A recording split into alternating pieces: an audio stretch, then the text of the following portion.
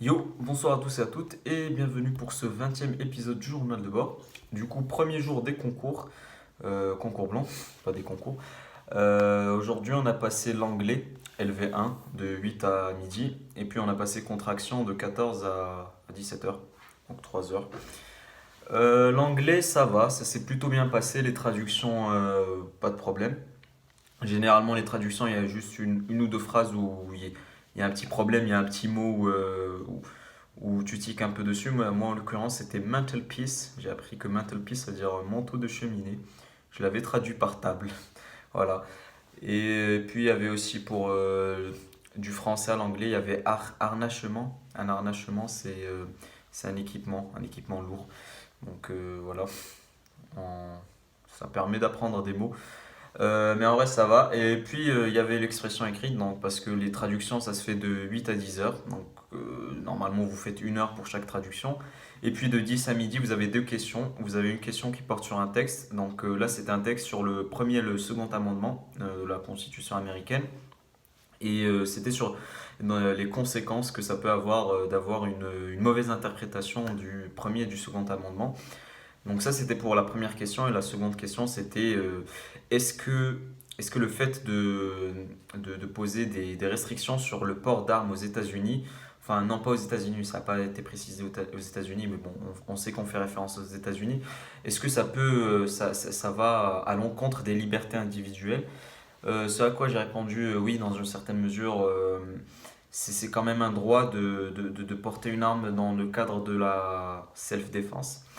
Mais il est préférable de poser un contrôle sur les armes parce que en fait, même si c'est une liberté en soi de porter des armes, ça va à l'encontre de d'autres libertés comme la liberté de vie, puisque des fois ça peut être dangereux. Il y a certaines personnes qui vont faire des mauvais usages de ces armes. Donc finalement, c'est une toute petite liberté qu'on peut sacrifier, entre guillemets, pour préserver d'autres libertés.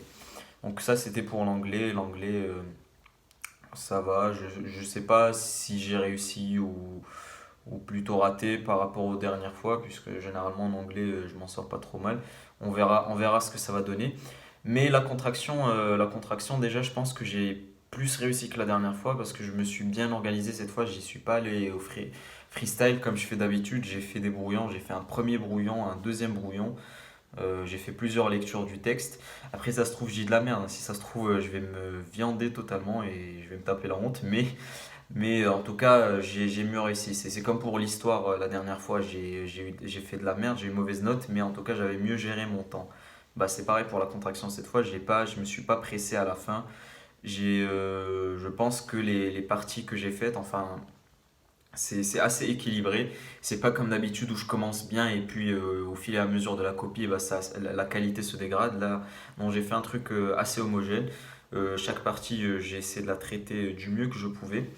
Et je me rends compte que je vous ai même pas donné le sujet. C'était sur les rapports entre les Occidentaux et les Orientaux suite à la Première Guerre mondiale.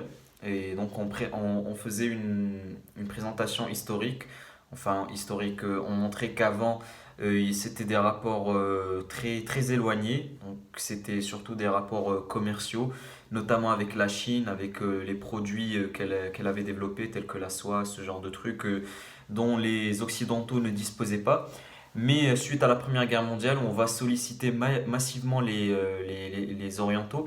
Il y aura un rapprochement entre les Occidentaux et les Orientaux. Enfin, il y aura, parce que c'est un texte de Paul Valéry, donc, qui a été écrit à l'époque, et où Paul Valéry, il prévoyait déjà la mondialisation, donc il parlait d'un rapprochement des populations avec des communications qui se feraient de plus en plus rapidement, donc la mondialisation en soi.